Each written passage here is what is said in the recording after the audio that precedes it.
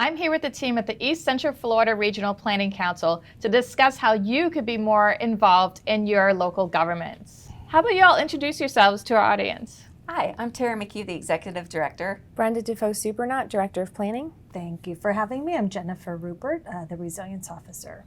How has the East Central Florida Regional Planning Council engaged the community at large over the past few years? That's a great question.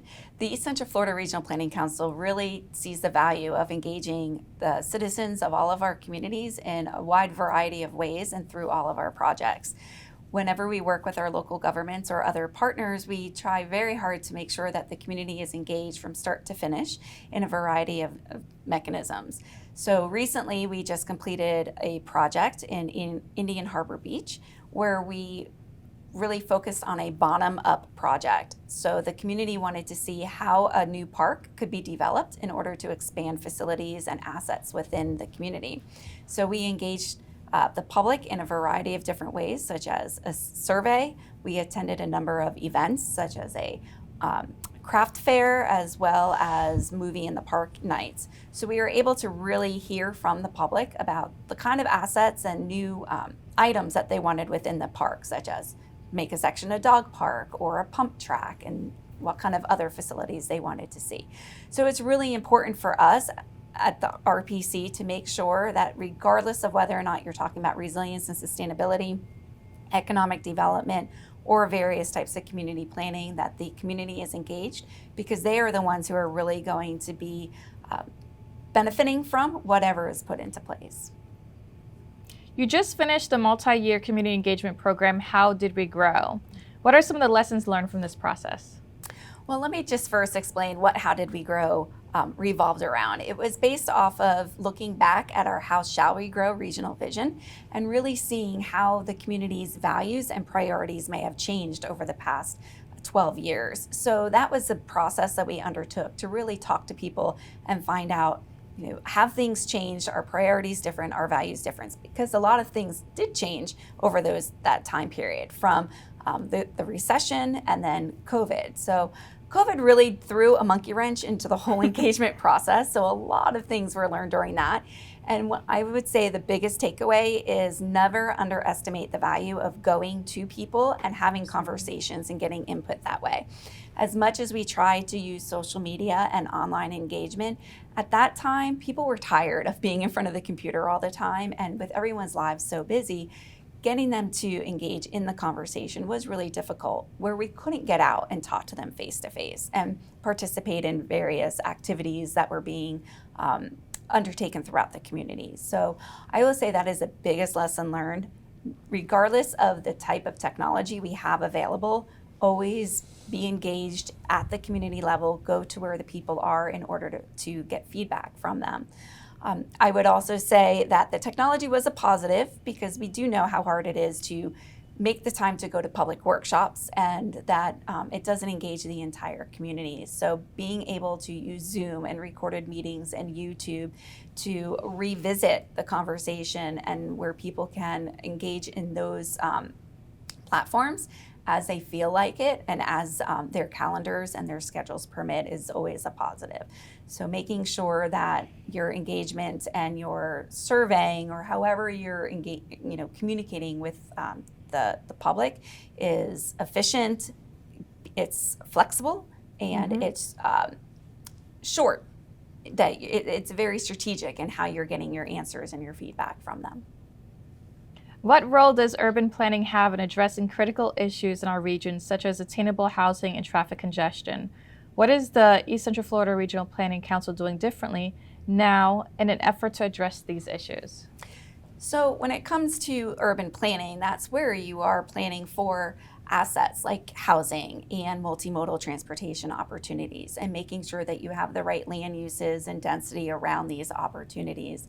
We all know that attainable, affordable workforce housing, whatever you call it, is not just about being able to afford the house itself. It's also about your transportation costs. It's also about your maintenance costs, and making sure that these assets and your housing is out of harm's way in terms of the floodplain or other hazards. So when it comes to urban planning, it's really looking at all of those those aspects and looking at your codes and being creative in allowing different types of housing developments and other community assets in unique areas. So you want to be able to provide for a variety of different affordability, different types of mix of housing units, and making sure that they are in places that are accessible to employment and to transportation resources. So at the Regional Planning Council, we've been working through a variety of different programs, such as the Brownfields program, as well as partnership with a number of our communities and academics, as well as other organizations like the Florida Housing Coalition, where we were assessing or have been assessing the affordable housing stock and other housing assets throughout our region in order to understand their risks and vulnerabilities. And Jennifer, our Regional Resilience Officer, can talk more about that project. We actually worked with the UF Schimberg Center, which is kind of the gold standard of housing in the state of Florida, to identify what the entire housing stock was for our regional partners. So that would include not only just regular housing stock, but it's the affordable or subsidized housing, the mobile homes, mobile home parks, and then the NOAA housing, which is naturally occurring affordable housing, but not subsidized in any way. And then second to that, we looked at hazards that would impact that housing, whether it was sea level rise or flooding or other type of hazards, or if it was in a floodway built in a flood zone, would it be impacted in any way, shape, or form by those hazards? And if it was, that obviously decreases the housing that we have, the affordable housing stock that we have. And we're in the process of looking at doing the second portion of that project. So housing is obviously a very big issue for all of our regional counties, but to have a better idea and understanding of where they're located, what we have, and then what's going to be impacted will kind of set us up better in the future. And the second half of that was working with the Florida Housing Coalition that Tara had mentioned, and gaining an understanding of what policy is, how that's impacting, or how we can set ourselves up in a more resilient way with a housing stock. So we did that deep level dive. As a matter of fact, with Orange County, we partnered with you all and the Florida Housing Coalition to do that policy assessment. And that was a huge success. And those policies are now being incorporated into the to your comprehensive plan update. And I will add that when it comes to urban planning and making sure that we're putting things in the right area, it's not just your planners or your growth management directors that are dealing with the issue. It really is across departmental collaboration, including natural resources, your housing experts, public works, even your emergency managers. Everybody really needs to be at the table to make sure that we're creating communities with access to different resources throughout the community that best fits. Mm-hmm. And tell us why it's important to make sure that we have the community engaged in these processes and studies. Because they're the ones living there. So they're the ones utilizing the resources. They're the ones who really are going to be reaping the benefits from having housing or other resources where they're accessible. One of the things that came out of the How Did We Grow survey was having a safe community, housing they can afford, and protecting the environment and managing growth. Those are all major components of creating a great community. So if that's what we're hearing from them, and we're building a community that is not responsive to community input, then we're not doing justice for the community that we live in and plan for. Working with the business sector as compared to communities has its own unique set of challenges. What are some of the unique challenges and how have you worked to address them? So I think talking across any boundary is challenging, right? Whether it's across our dinner table or across the street into somebody else's home. So I think when you start talking about working across a sector, everything comes with its unique set of communication skills, different vernaculars, and you really want to work to really connect with people in a different way. So kind of humanize it.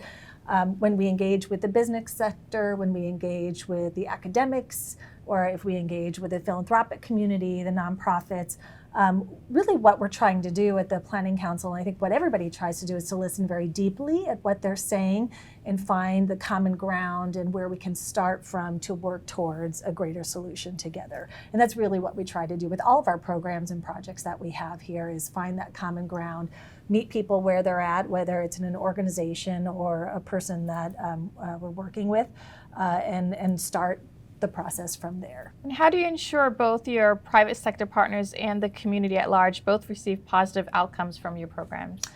I will use that engagement. I think any time that any of us are really developing a project or a program at the Planning Council, we want to bring as many parties to the table as possible, understand again where they're coming from, and build a project that engages as many people as possible, whether it's within the community or within departments of a local government.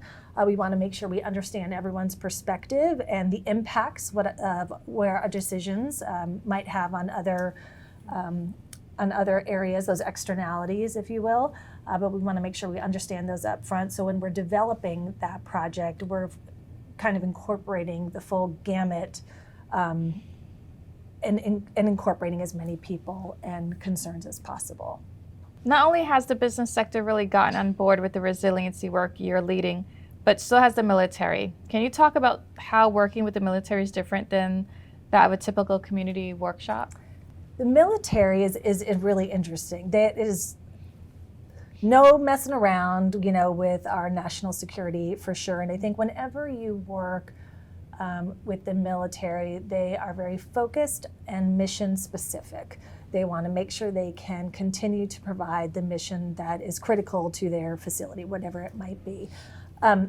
So that's the lens that they apply. And I think as we engage with the military more and more through either a security in a changing climate type of event that we did with the military not too long ago, or whether it's through other military efforts, focusing on resilience, that we're really bringing everyone to the table. I know the military right now has been, just to use climate change as an example, the military has been engaged in climate change issues for well over 10 years, because there's impacts that they're seeing to the assets all around the United States. How are they managing that? How are they investing in the infrastructure in a different way? So they've been doing it, they're invested in it. So now I think they're focusing a lot on engaging with the communities that surround them. So we're here to help facilitate that conversation, again, bring people to the table, find common ground on how we can work better together to utilize and leverage our resources as appropriate. If you had to boil it down to just a few, what are the 2 or 3 biggest resiliency threats the region faces going forward, and how is the R2C working to address these? 2 to 3 biggest threats. I think heat is a significant threat to our region, and one that's very much on the cutting edge. You see, I think in the last couple of weeks this summer, I've gotten several alerts on my phone from the emergency management department. There's a heat advisory. You hear it on the news quite often. I think the last 3 recorded years have been the hottest on record globally, or in the United States at least. So heat is going to be a concerning issue. So the R2C, just on that issue, is setting up a heat and health advisory committee, and we're going to be developing, how we can engage people, what they can do, how we can work with our business sector or our local governments and helping them understand, maybe send your workforce out a little bit earlier in the hour so they're not outside at the most exposed, hottest part of the day, those kinds of efforts. So we're going to be standing that up shortly. The second thing I think is flooding. The R2C, and in combination with the Regional Planning Council, because our programs and projects are very much intertwined and we all work together very closely. Regional Planning Councils were awarded a $1.5 million grant to specifically focus on flood impacts throughout in a smaller section of the state of Florida, but ones that were impacted by Hurricane Irma, I believe that money came from.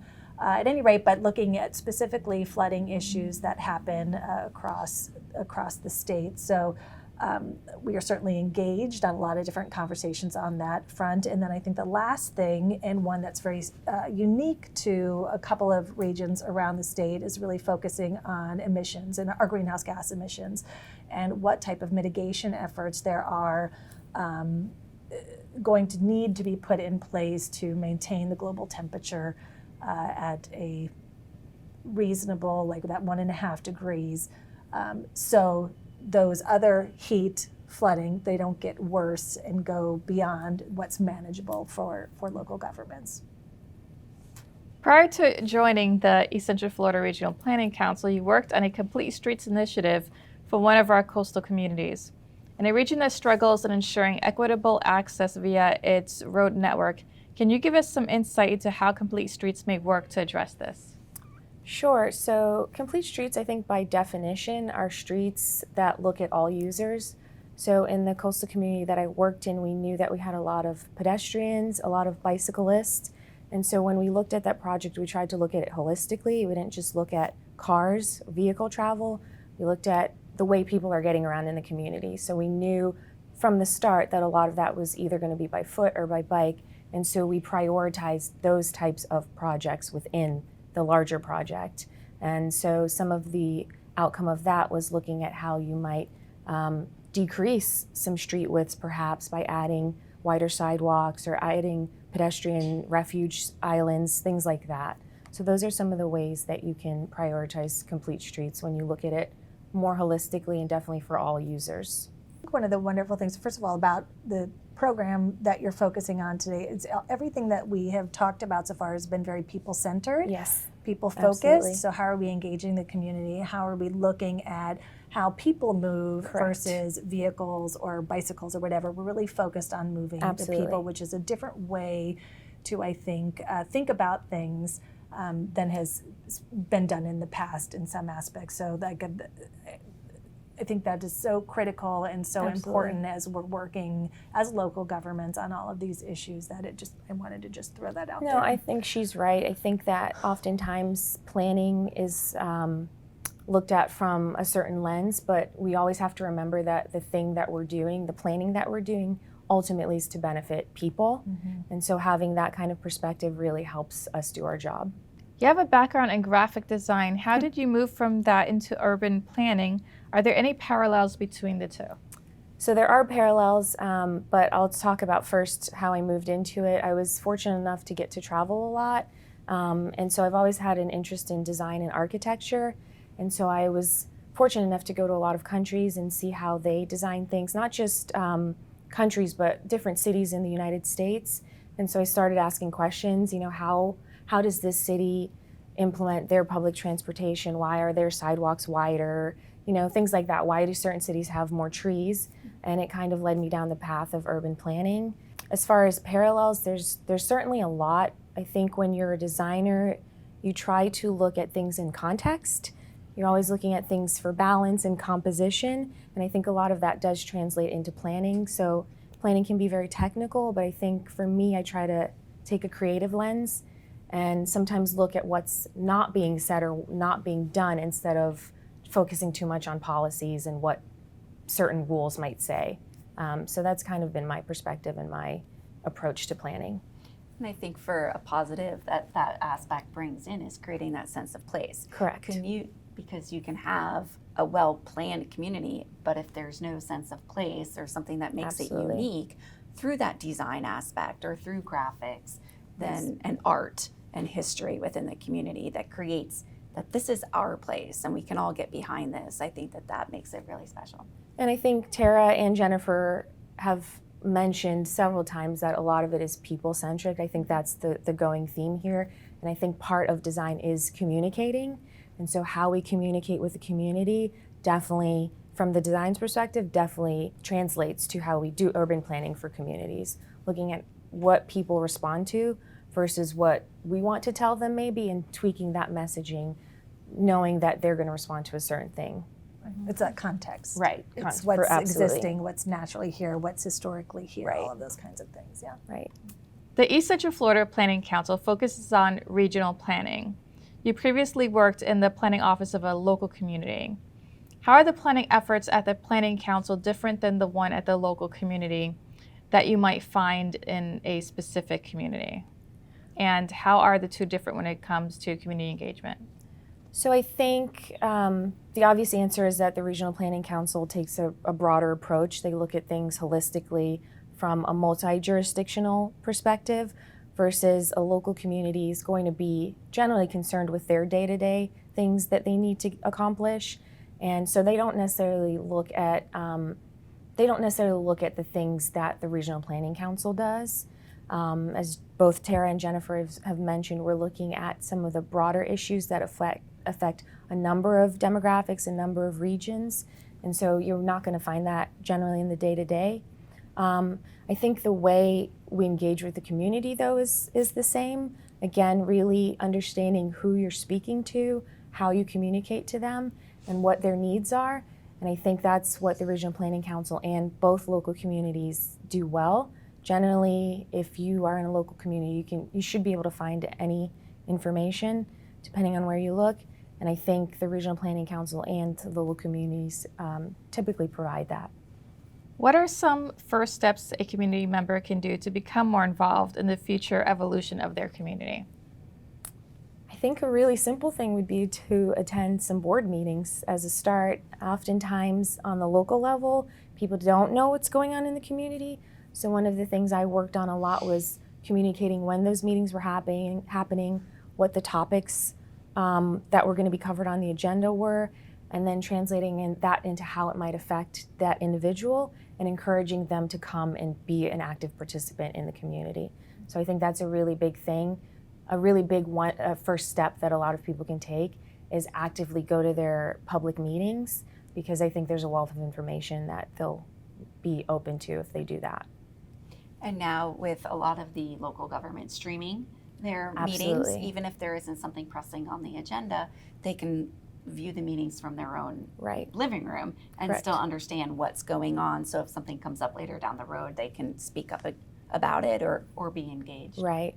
And while not everyone has access to technology, I think the local government's willingness to adopt a lot of technology and social media has also helped communicate with the larger public. Yeah, and I think a lot of people, I know when I go out and speak, and you and I, all of us have had that conversation in the past, a lot of people are pleasantly surprised at how much their local governments are doing. Yes. So when you go and attend a lot of the workshops or Board of County Commission meetings, you learn the full Absolutely. gamut sometimes of things that are happening within a local government. There's a lot of great work happening all across our region at every level of government.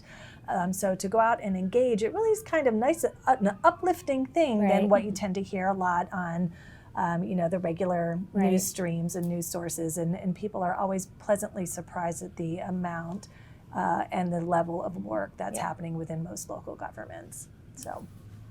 Yeah, that is so true. Like, I do get frustrated that the news doesn't cover everything we're doing. Right. Yeah. Only when there's controversy is when they Right. cover something. Right. So that's why it's very important, I think, to stay engaged.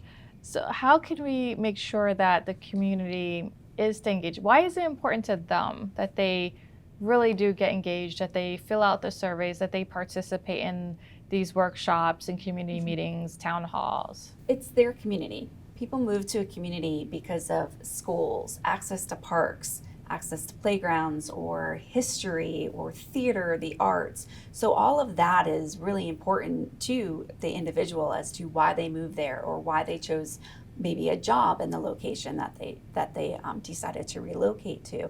So making sure that people are involved in those conversations to keep it a community that's near and dear to their heart.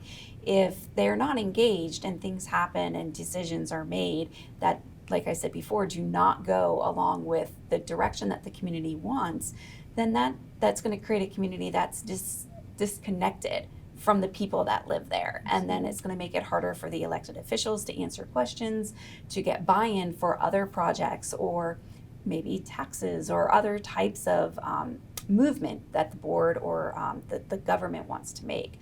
So really making sure that the community is involved and that what happens in that community, programs, projects, redevelopment, new types of programs that come in are reflective of what those community members want. Yeah, I think I'll second that and just say it is very important to be an active participant in your community. So again, attending those meetings, finding information, it's not always going to come to you, so you have to take some responsibility, some ownership, and really put yourself out there as citizens, as residents of communities, and try to actively find it as well. Yeah. I know I've talked to several people just in the last 2 weeks. One gal that I spoke with, a very well-educated woman. She lives in an area that doesn't get, in their community's perspective, they don't get a lot of engagement. They contacted their local commissioner and were having a community, kind of an HOA meeting type of thing. And they invited them in to come in, and other staff members, team members had come to the meeting. And the whole community was just delighted. It wasn't anything that they needed to complain about, or they were just talking about how can we work better together. Here's what we really want in our community, and here we're trying to be proactive and work with you to get these items for us. So they were pleasantly surprised, instead of having the reverse of that in a very reactionary tone, like this is happening and now we all have to be kind of on the defensive. It's a much better way to be engaged at the forefront, even if you're just checking in on some of the things that are happening, or to check in and contact you every once in a while, like, hey, here's what we're thinking about, how can we work better together on this. It's a much better way to be proactive than reactive, I think, for all of us. Yeah. Well, thank you so much for all the community engagement that you do try to do with our communities in the East Central Florida area. We really appreciate all the hard work you do and the support that you give to elected officials as well. Thanks. Well, thank you for what you do. Thank you. Thank for having you. us. Thank you for having us. If you're enjoying this show, please subscribe to our channel and follow our Instagram, Facebook, and Twitter accounts.